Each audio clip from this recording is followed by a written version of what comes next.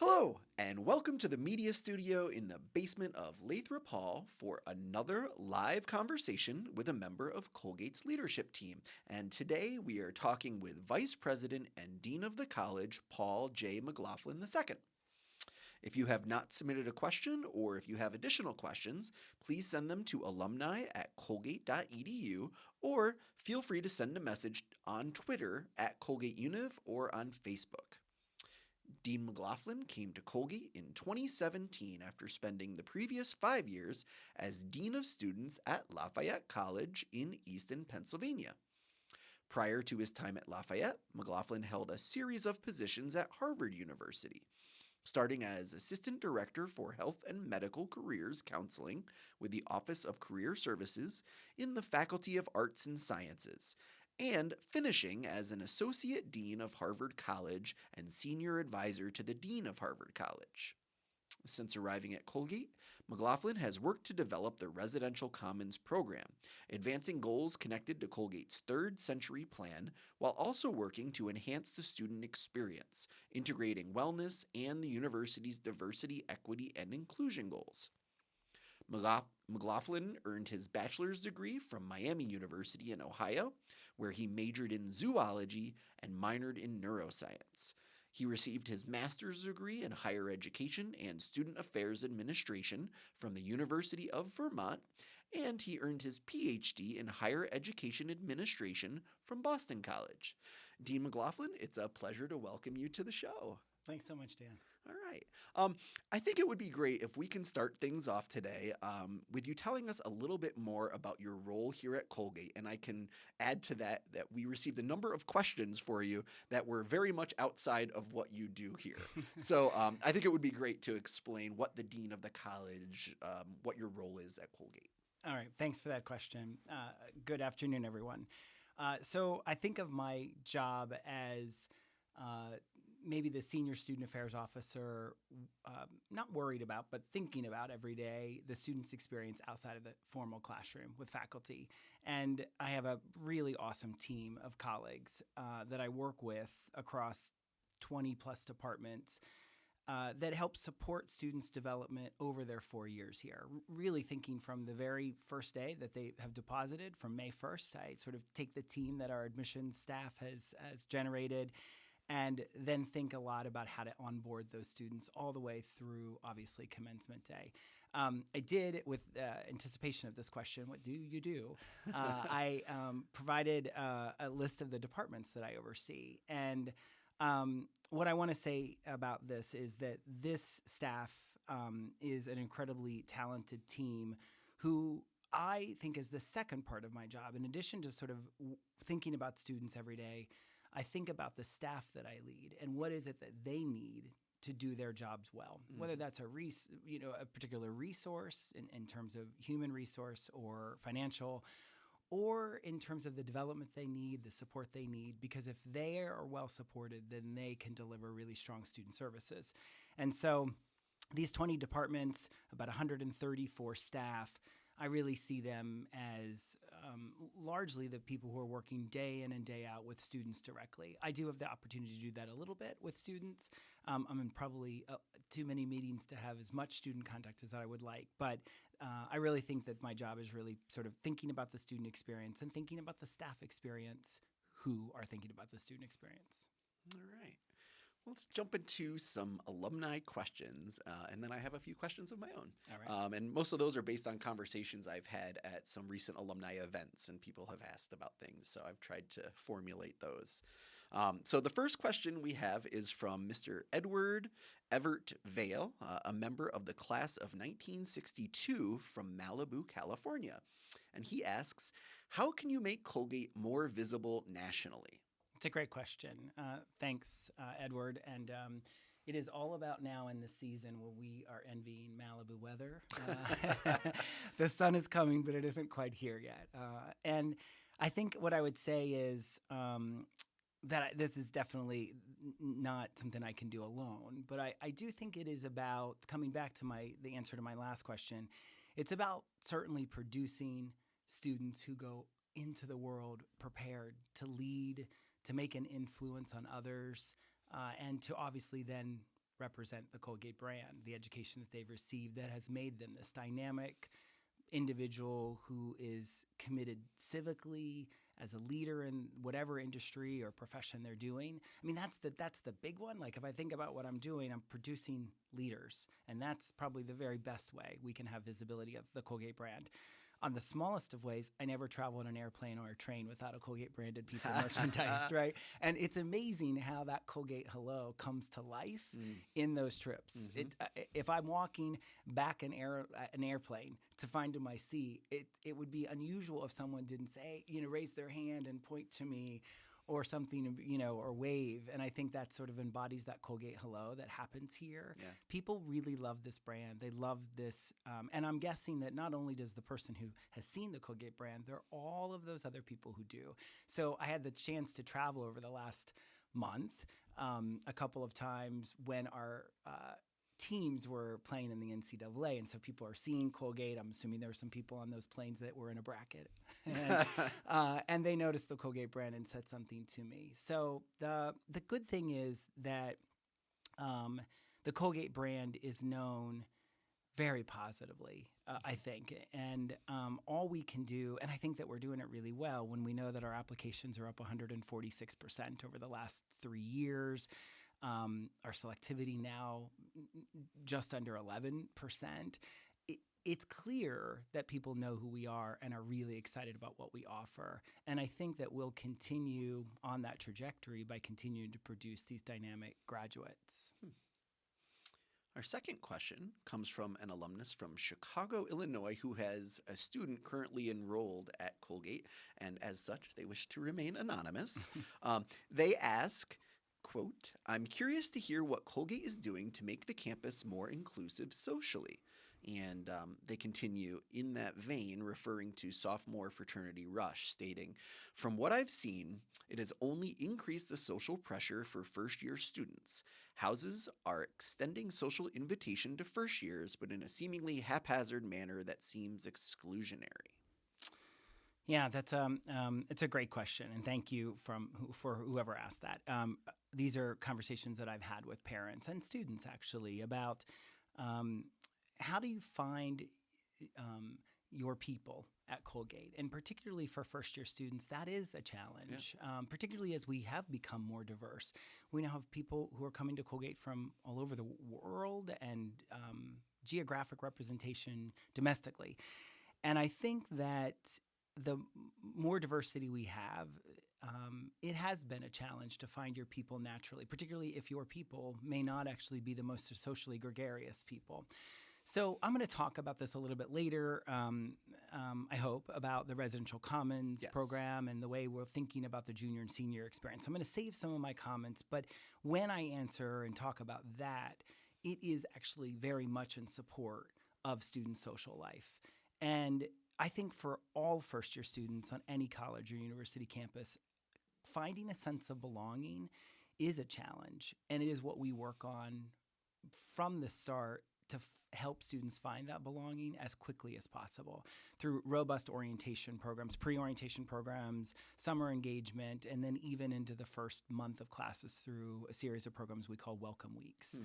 These are events and programs, things on the weekend, nights, to really try to bring students out of their rooms and into spaces where they can interact with one another.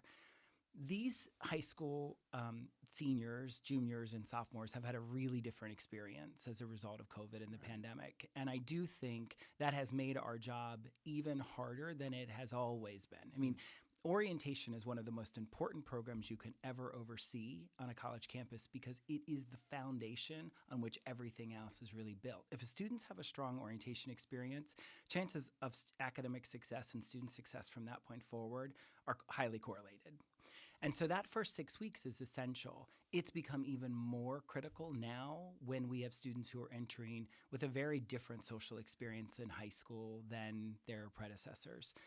And so I do think this particular question, I know, is around the university's decision to create a first-year experience that's devoid of fraternity and sorority affiliation and really have students choose an affiliation in the sophomore year or later. They could choose it in their junior year too if they wanted. And that's a long-standing decision, not a new one. And I think that is in support of what I just said. It is recognizing that we want students, this diverse class of people that we've assembled in a class of 805, to get to know one another, to meet one another before they begin to break off into these smaller organizations, these smaller affiliations, where potentially then their influence and circle of influence gets increasingly smaller very fast. So we keep the first year class open, if you will, through a series of 4 residential commons, 150 student organizations and club sports, and all of those things are helping students find a sense of belonging and people. But we think from the fraternity and sorority space, particularly because you don't live in your chapter house at the earliest until your junior year, that we think it's important for that first year to sort of not be a part of the fraternity and sorority system. This parent also sort of talks about this fraternities and sororities extending social invitations in what seems like an exclusionary manner. It is true that fraternities and sorority events, by their national affiliation, must have private events. They can't be open to everyone. Because sometimes they're serving alcohol, they're in their chapter house because of liability, et cetera, they do have to create a guest list for an event. I wish it wasn't described as haphazard, but that seems like, if that's what it feels like to students, something we should look at. It's a tough thing, I think. Again, with such a diversity and such a desire so quickly to meet people who you naturally gravitate towards, or who you can affiliate or have affinity to, it can be challenging even on a very small campus like ours. But I think that is why we have built some structures like the residential common systems. I'm going to talk a little bit about our living learning workshops a little bit this afternoon too. But it is a great question, and I think that is why we focus on large events that are open to the entire campus, a number of student organizations, orientation events, and things like that, to try to help students have a strong social experience from the start. We have another question here. This is from Kenneth Gross, MD, a member of the class of 1974 from Philadelphia, Pennsylvania. Now, his question is probably more appropriate for when I'll be talking about athletics in a future episode. However, I thought it would be appropriate to talk with you about the impact of Division I athletics at Colgate and how that impacts the student experience. Hugely, I would say. I've always had the benefit of working on a college campus with Division I athletics, and I think that was pretty intentionally. I think that there is something remarkably, again, coming back to the question I just answered, something remarkable about a Division I sports bringing students together. And yes, it's a little easier to do when you have 4 or 5 teams who are playing in NCAA tournaments. Like, there's a lot of excitement being in the arena on a night with sold out, and there are all of those people in there. Those are creating shared experiences. And for those who are really familiar with the Third Century Plan, one of the ways we work to deepen the student experience is through ritual, tradition, and pride. Pride in Colgate, a sense of tradition and ritual. Ritual certainly being playoffs and football game Saturdays and basketball and field hockey. And I love that we have these really strong programs that can offer an opportunity for you to go watch your roommate play, something that's really important to them, or to bring a floor together and go see a soccer game on a fall night as the sun has set and you're under the lights. There's just something really meaningful about that. But the other way I would answer this question from Dr. Gross is that having 22% of our students as Division I athletes helps set a really strong example around time management for the other 78%, right? Like, these are students who are really strong in the classroom, who are scholar athletes by and large, really, and have to figure out how to balance those rigorous academic commitments with a really competitive Division I sport. And to have that in the milieu, I think in many ways has this effect on other students too. And even if you're not a Division I athlete, you probably friends with one or classmates with one. And I think that there's something about that also helps transform Colgate in a really positive way. So I'm going to shift gears a little bit. Okay. And I know one of the areas you've been thinking a lot about recently is the future of Colgate's lower campus. And that's the area along Broad Street, which includes fraternities and sororities and affinity housing. I guess, if you a little further back, you have like Parker Commons, and down the road, the townhouses, things like that. What should folks expect in terms of changes in that area? Because redevelopment of the lower campus is one of those big pillars on the third century plan. So curious as to what you see for the future down there. Okay. First thing I have to say is our inventory quite well. So if the communications gig doesn't work out, there's a role for you in the DSC. So we have 39 residence halls, and we have a huge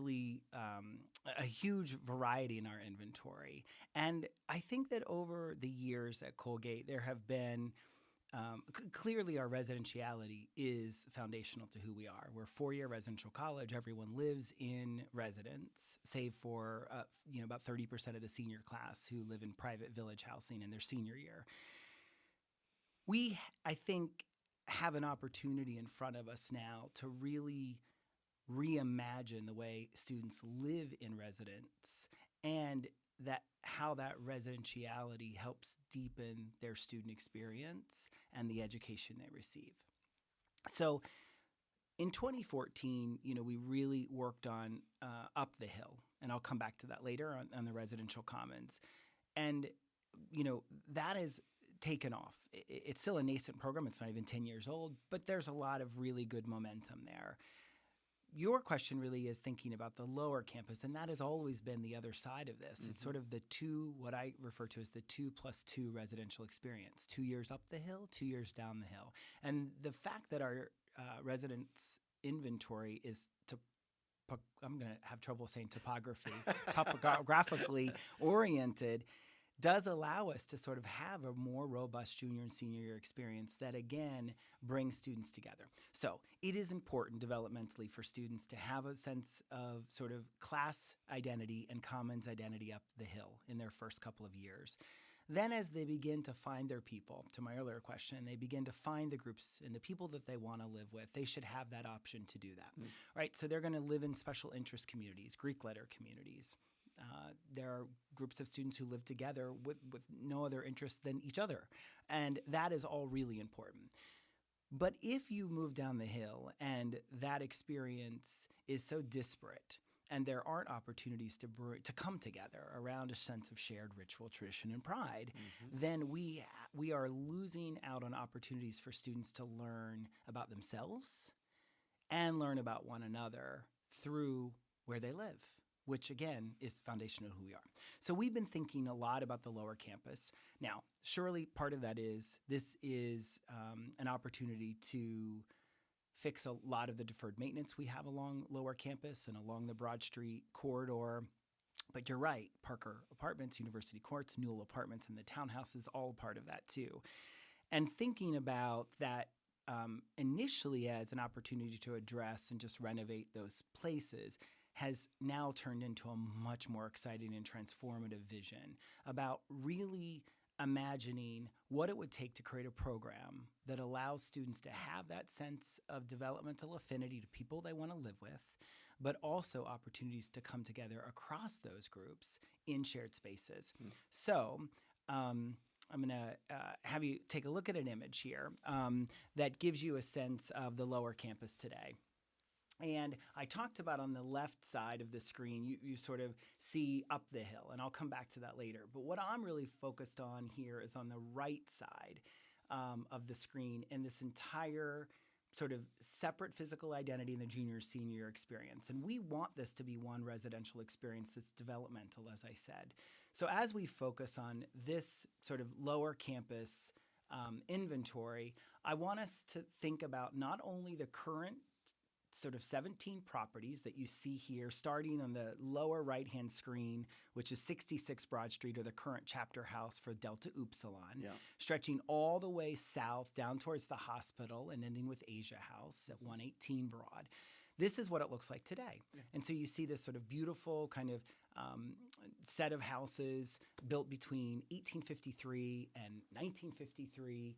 And what we want to do is go from this to this, which is really imagining a stronger density to this lower campus with a second row of housing called the West Row, a renovation of all of the properties on the front, but also the creation of a couple new houses on Broad Street. You probably don't notice that, but we're sort of filling in the missing teeth, if you will, as we go down, creating a strong back row identity with new residential quadrangles, new outdoor spaces where today are just parking lots. And we also create not only more residences in this place, we also create a new social center, which is in the center of this sort of precinct, and also a new study, which we kind of think will take some pressure off the current library, but also give an opportunity for students to come out of their residence halls and all of their GLOs and their special interest communities and study in spaces and eat in spaces together. So this becomes now a much more vibrant junior and senior year experience as a corollary to that first 2-year experience up the hill. So it's a really exciting opportunity for us. It will result in some buildings today being knocked down and replaced with new ones. Obviously, a lot of new construction over the next decade. We'll begin this project in earnest next May with 2 renovations, and then begin to sort of march our way as we sort of renovate some on the front row. We begin to build some new residences and townhouses on the back row.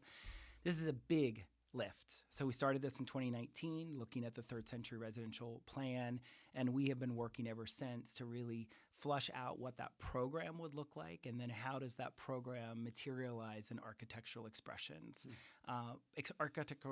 architectural expressions that really reflect who Colgate is, and like the new residence halls that we've built up the hill that look like they've been there forever. We are taking the same approach down the hill as well. And then long term, we will replace things like university courts. We will do a facelift and a renovation of Parker Apartments. Newell Apartments will eventually come down at a certain point because we'll have had plenty of new housing along that West Row. And what we'll do is we'll maintain the variety that students see today. Special interest communities, single rooms, townhouses, all of the variety that students have today in terms of living that is developmentally appropriate will remain. What we're doing, though, is also addressing some of the ways in which lower campus is not meeting contemporary student needs.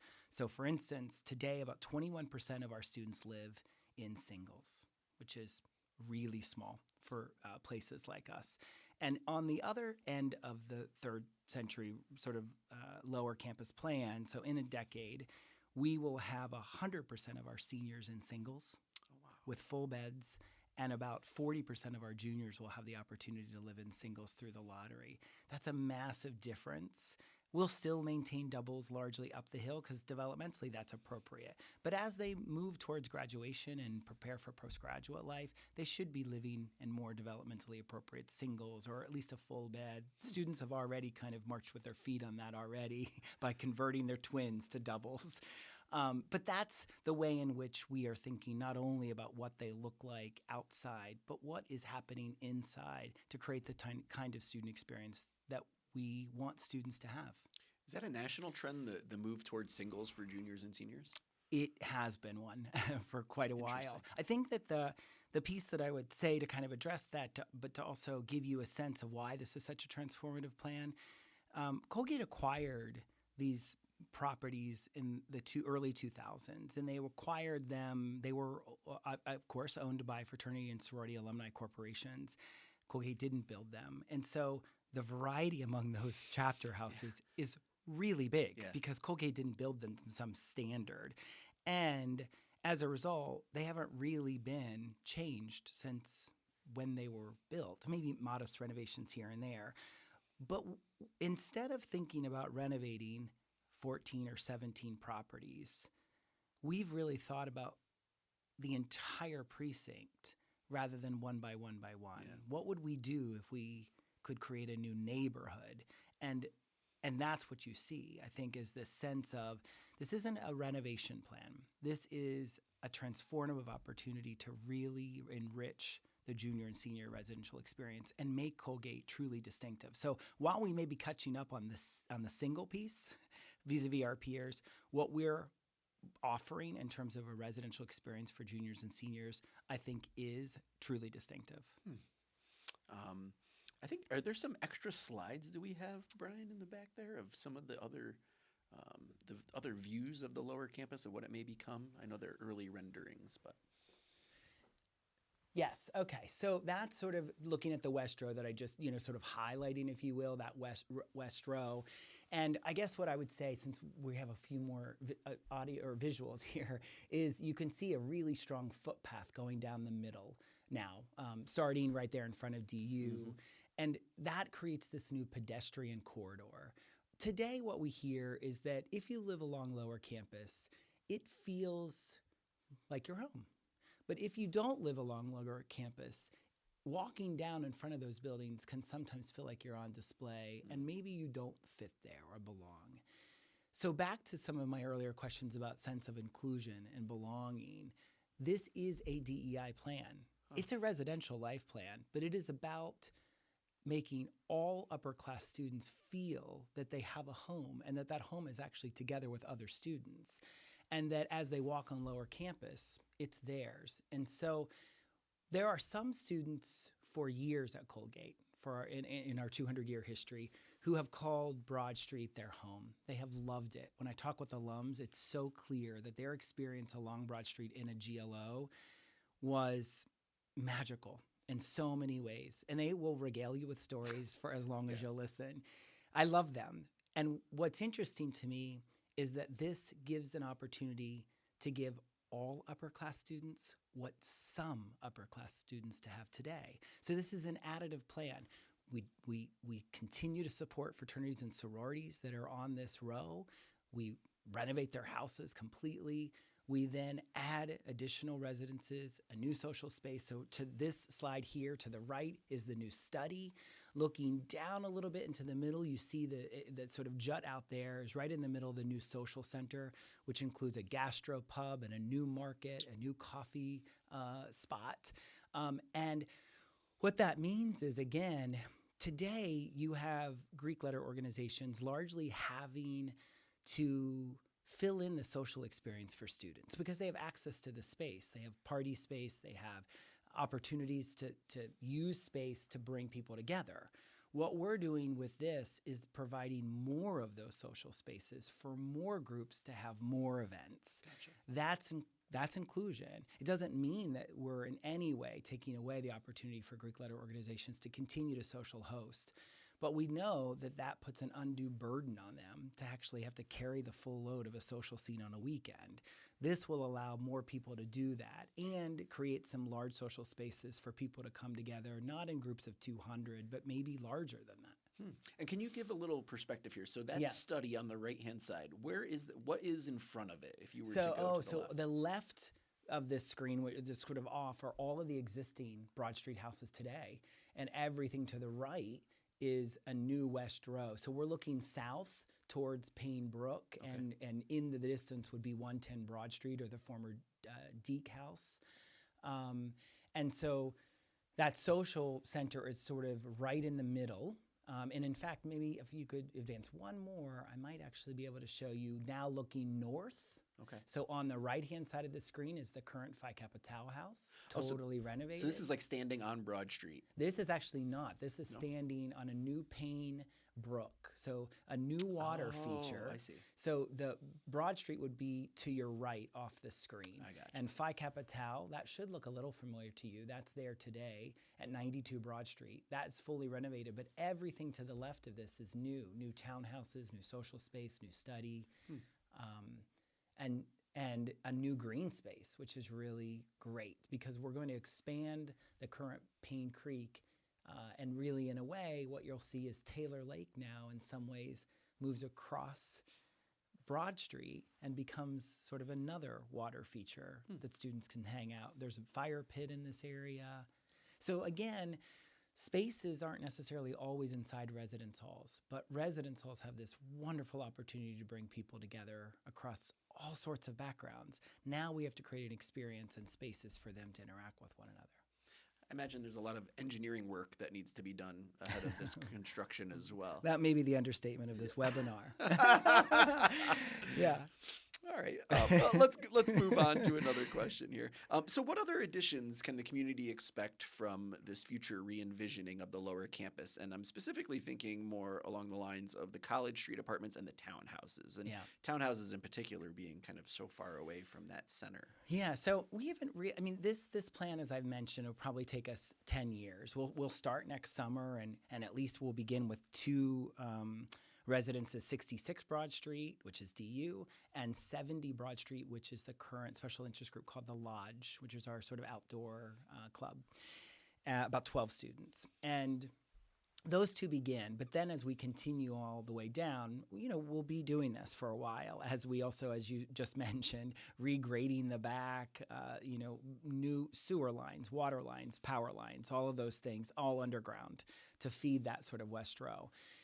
In the end, so the first part I would say is the townhouses are an incredible gift to us. Kind of funny, I would never think I would have said that when I got here, because the townhouses, as you say, are far further from campus than is ideal. Yeah.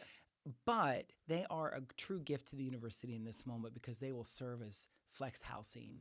So as we take buildings offline for gut renovations, full renovations, we will then be able to have those communities in flex housing. And then when they're renovated, they'll go back, and we'll continue to do this for some time. And then at the very end of this project, what we do with the townhouses is, I don't know yet exactly. There are some options. We could convert those current housing from doubles into singles, and I think it would be a really attractive place for seniors.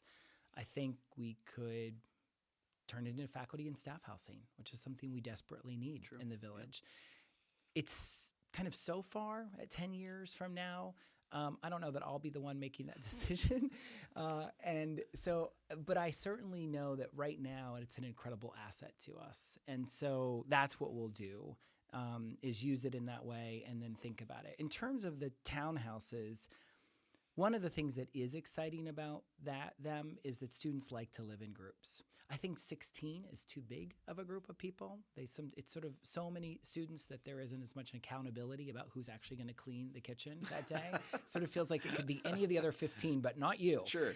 And so no one does. And so as we think about townhouses, we're going to maintain townhouses in the form of the West Row. Many of those West Row apartments, even though you don't see it on the outside, it looks like one house. Inside are actually townhouses of 6 and 8 people. Oh. We think that's actually a much better size, where there's still accountability, but an opportunity with internal social spaces, smaller social spaces that you control with a kitchen and your own bathroom, et cetera. And so townhouses as a model will remain, even if townhouses of today that we know of down 12B don't remain. And then in terms of university courts, those will also come offline. They still have some useful life to them, but they're probably not architecturally worth saving long-term, and they will be replaced by new buildings. Parker Apartments actually will remain in our current plan. They'll have a facelift. They'll get fully renovated. They will look different on the outside, but the actual structure themselves are really good. We will replace Parker Commons, which is the commons that sits in the middle. That will go down, and a new common space will be created in its place. All right. Can you talk a little bit about the Office of Residential Life and how it's changed since you came to Colgate? And specifically, and you mentioned this earlier, about how the residential commons system has evolved through the years, and what you see for that program in the near future. Sure. It does feel like I oversee residential life based on the number of questions we've got, but it is such an important component. I say that mostly to all of my other colleagues who are doing great work in the DOC too. Residential life for the first 2 years, again, I think it is different today. When I got here, there were still sophomores living in the townhouses, roughly, I don't know, what is that, a third of the mile down the street or so. Today, we only have first and second year students up the hill, and townhouses are juniors and seniors. Developmentally, that makes a lot more sense. We should have first and second years around the academic core and around one another. To an all-you-care-to-eat dining hall, 2 of those, right? That does feel totally appropriate for a group of people who are trying to find their place at Colgate and trying to find each other. So that's one thing. We also made another change shortly after I arrived.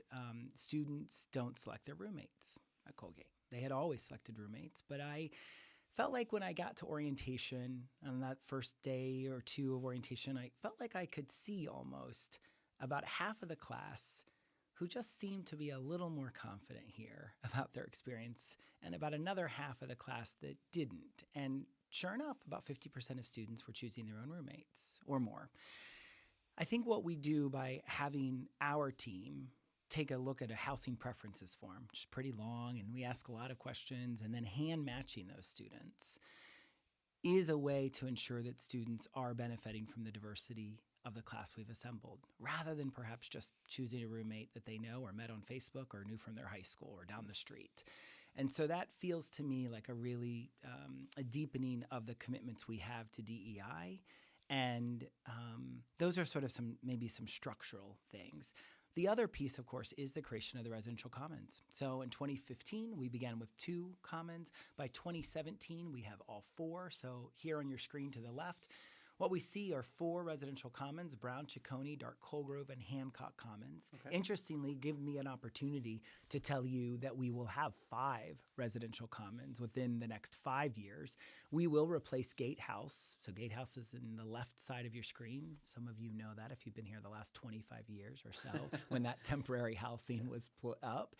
That will come down, and a new residential commons will be formed with our first residence hall in that new quadrangle called Fox Hall, as a gift thanks to the Fox family.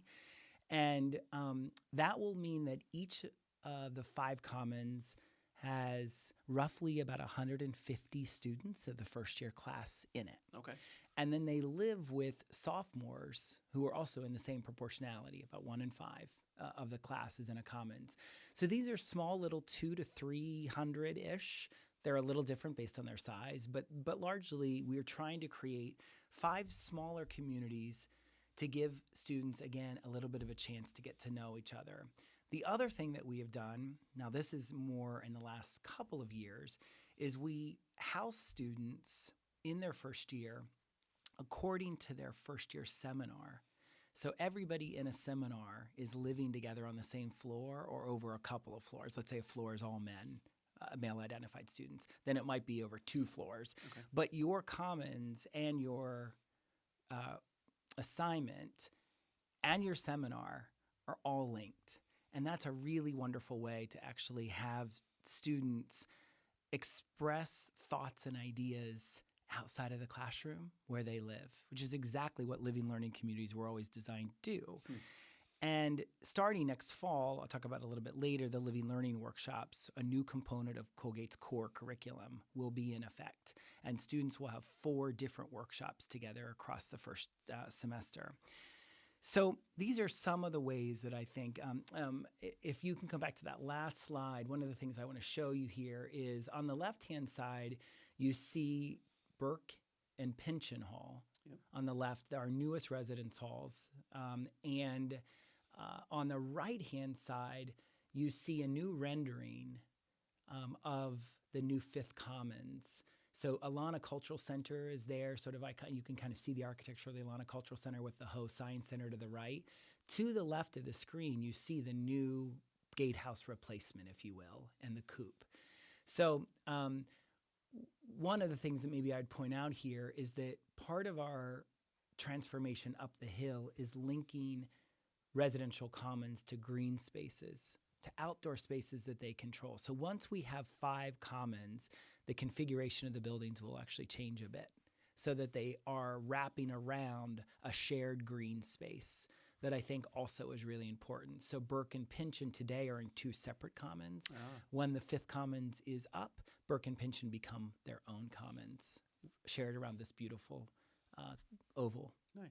Makes sense Yeah. to have that gathering space for the It commons does, members. yeah. And I think it'll be more intuitive to Mhm. students about which buildings comprise a commons, maybe perhaps more intuitive than today's configuration. And then Andrew Stillman, East and West, for instance, become their own. Yeah. All right. So another area that falls under your purview is Colgate's Counseling Center. The topic of student mental health has been at the forefront of the national conversation in recent years, and particularly in the wake of student isolation following the pandemic. How has Colgate changed its support for students' mental health? And I guess what is being done to make sure our students, I guess, have those resources available to them? Yeah, really great question. And as you said, it's a topic of great concern to us. The rise in mental health needs and services, I think we're starting pre-pandemic. Lots of debate if you read in the news today whether or not the pandemic is the reason why there are so many mental health concerns among college-age students, or whether it just is that it was already going to happen regardless. I think it's probably a little bit of both. Whenever you try to think it's one or the other, it almost never is. We were starting the strong work that we've done to support students' mental health before the pandemic, and we are really grateful we had done that because they were really called upon during the pandemic. So we had increased the size of the counseling center. We had rethought the way in which students could access their counselors. So every day, all day, there are walk-in hours. Students can just walk in and see any counselor. Now, they can also see their counselor if they've got a counselor that they want to see. That may not be same day, but they can always see a counselor. We also had put into place after-hours counseling 24/7. That had always been the case. Counselors on our staff, our full-time counselors, would rotate an after-hours phone, and they would take after-hours counseling. But we started to see the number of students who were looking for after-hours counseling rise. And Dr. LaFrance and I, who is our director, assistant vice president and director of the counseling center, had already started to think about that wasn't probably a sustainable model, to have counselors woken up at 2 a.m. doing counseling and then back in the office that morning for a full caseload. So we actually contracted with a third-party provider called Protocol, and these are trained counselors who that is their job. They are working after hours and then giving a detailed report or summary to our counselors the next morning of that call. Now, our counselors still have an on-call phone and can get woken up in the night if they need to for some of the more serious concerns. But we do have this wonderful service. And then probably more recently, in the last 2 years, we've contracted with another agency called Mantra Health. We've seen an increase in the number of students who are requiring psychiatry of some sort, either for medication management or really acute mental health issues that have needs beyond what our licensed clinical therapist or our student health services staff can really provide. And so we now have an automatic referral agency that we work with to actually do this work. The team in the counseling center are, I think, also recognizing that not every student has the same propensity to access counseling as another based on their culture, their background, their familiarity with counseling. And as a result, we see more of our counselors doing satellite hours where they're spending some of their hours each week in the athletic spaces or in the Alana Cultural Center or out and about campus so that they aren't all just in Conan House. Wanting to be more visible, wanting to again, create a little more access for those students who may be reluctant to seek counseling. Thankfully, this generation of students increasingly is more receptive to counseling, and some of that is actually peer-to-peer through our wellness ambassadors, through the Shaw Wellness Institute. Not everything also needs a licensed clinical therapist. And it can just be somebody who needs a little encouragement about how to get started on a paper or a long assignment or something. So I think we've done a really good job in this area. We don't have a wait list, despite sometimes what I think students think, because if they want to see a particular counselor on Tuesday afternoon between 2 and 5, that can feel frustrating when they can't see Dan DeVries at 3 on Tuesdays. But they can always see a counselor at 2 or 3 p.m. on a Tuesday. And So I think that there is always re-education that needs to happen. There's probably nothing worse than people thinking there's a wait list when there isn't, because then that might mean that a student who hears there's a wait list Might not wouldn't try. go. Yeah. And so our team has done a really good job, again, of showing that they are accessible, trying to put a face with a name, trying to sort of make sure that there is less mystery around who these counselors are.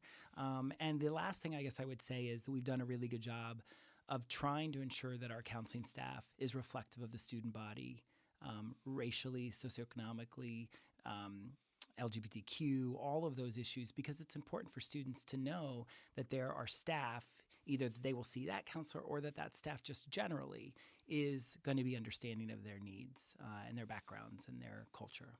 That is good segue into our final question here, because we are running out of time. But we often get questions about Colgate's diversity, equity, and inclusion efforts. And I was wondering if you could talk for a little bit about the various offices within the Dean of the College division that are working to support students from a wide range of racial, ethnic, socioeconomic backgrounds, and I guess how those offices help.